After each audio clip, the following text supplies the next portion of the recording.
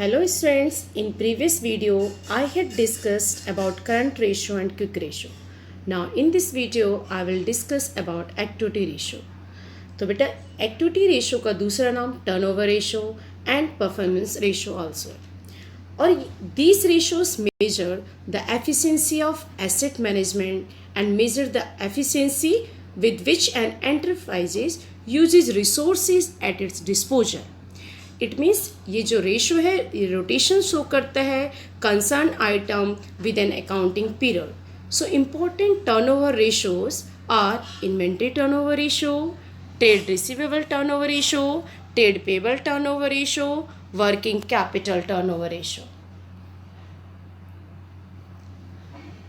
Inventory turnover ratio, inventory को पता है बेटा स्टॉक भी बोलते हैं. So it is also called as a stock turnover ratio. And this ratio shows the relationship between the cost of revenue from operation during a particular period of time and the average inventory during a particular period. So, how we calculate inventory turnover ratio? Cost of revenue from operation upon average inventory. रटना नहीं है, inventory cost को बोलते हैं यानी कि goods को production करने की cost. So cost of revenue from operation. और टर्नओवर जिसका भी आप टर्नओवर रेशियो कैलकुलेट कर रहे हैं इन्वेंट्री का करेंगे तो अपोन में in average inventory. So how will calculate cost of revenue from operation? Opening stock add net purchases. Net purchase means purchase में से अगर रिटर्न है तो उसे माइनस कर देंगे and add all direct expenses and deduct closing stock. If stock and purchases are not given, in any question revenue from operations are given and GP are given, then we can calculate cost of revenue from operation, cost of revenue from operation, revenue from operation less GP. Revenue from operation को हम sales भी बोलते हैं. Now cost of revenue, if any question cost of material consumed are given, net purchases of stock in trade in given, changes in inventory of finished goods, work in progress and stock trades are given, then cost of revenue कैसे calculate करेंगे? Cost of material consumed में net purchase of stock in trade, change in inventory. ध्यान देना change in inventory, finished good and work in progress का लेंगे and stock in trade. Because cost of material में consume जब calculate करते हैं तो बेटा जो हमारे पास रॉ मटेरियल परचेज्ड है उसमें चेंज इन इन्वेंट्री को प्लस कर देते हैं. एंड चेंज इन इन्वेंट्री कैसे कैलकुलेट करते हैं? जो हमारे पास ओपनिंग इन्वेंट्री है और क्लोजिंग इन्वेंट्री इनका डिफरेंस लेते हैं यानी कि change in inventory opening inventory minus closing inventory. So cost of revenue from operation एक पहला मेथड था, दूसरा है और तीसरा कॉस्ट ऑफ मटेरियल कंज्यूम्ड अगर गिवन हो तो कैसे कैलकुलेट करेंगे? Cost of material consume and change in inventory ये सारे बता दिए. Now average inventory. Average inventory opening होता है आपके पास और क्लोजिंग होता है. सो दोनों को ऐड करके divided by 2 then we can calculate average inventory. इसे एवरेज स्टॉक भी बोलते हैं.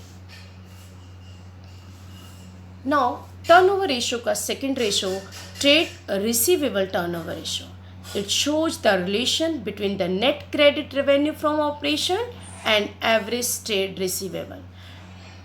All of you know trade receivable किसको बोलते हैं? इसके अंदर हम डेटर एंड बियर दोनों को इंक्लूड करते हैं. ठीक है. और ट्रेड रिसीवेबल में डेटर जब आ गया, डेटर क्या होता है?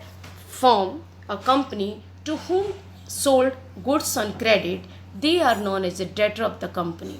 सो क्रेडिट रेवेन्यू से इसका मतलब है इसका रिलेशन क्रेडिट रेवेन्यू से, इसलिए फार्मूले में net credit revenue from operation आ गया और जो भी टर्नओवर रेशियो निकाल रहे हैं अपॉन में क्या लोगे? Average trade receivable ratio.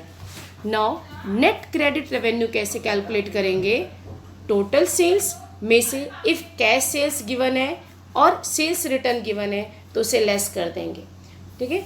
Now average trade receivable, opening trade receivable plus closing trade receivable उन दोनों को ऐड करके आप 2 से डिवीज़न कर देंगे.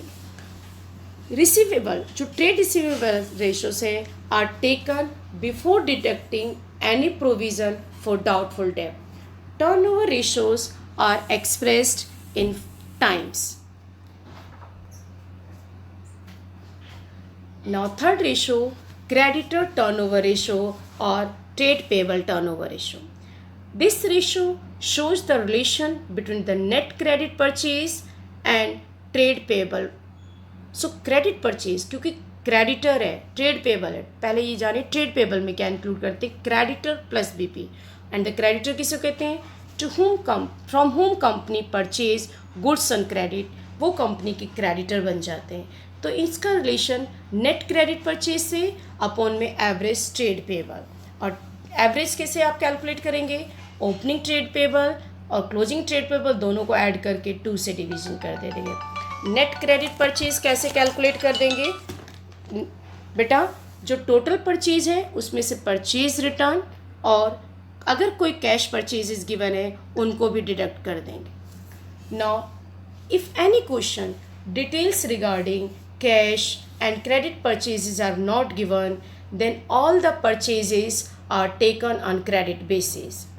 If any question, any details regarding opening and closing value of trade payables are also not given, अगर opening closing trade payables की values नहीं given है, उस केस में closing trade payables are used for calculation of this ratio. Now the fourth ratio of the activity turnover ratio, it is working capital turnover ratio. ये ratio relationship बताता है net working capital and revenue from operation.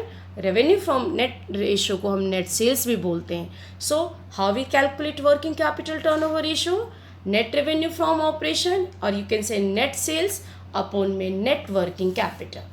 And net working capital कैसे निकालेंगे, current assets और current liabilities का जो difference होगा it is known as a working capital. This ratio can also be calculated on the basis of cost of revenue from operation.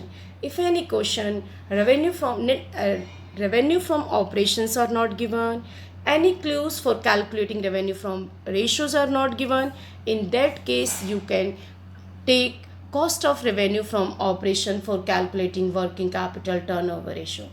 This ratio is calculated in times. Now generally higher ratio indicates efficient use of working capital. So students, इस video में इतना ही, आगे का topic next video में cover किए जाएंगे। Thank you.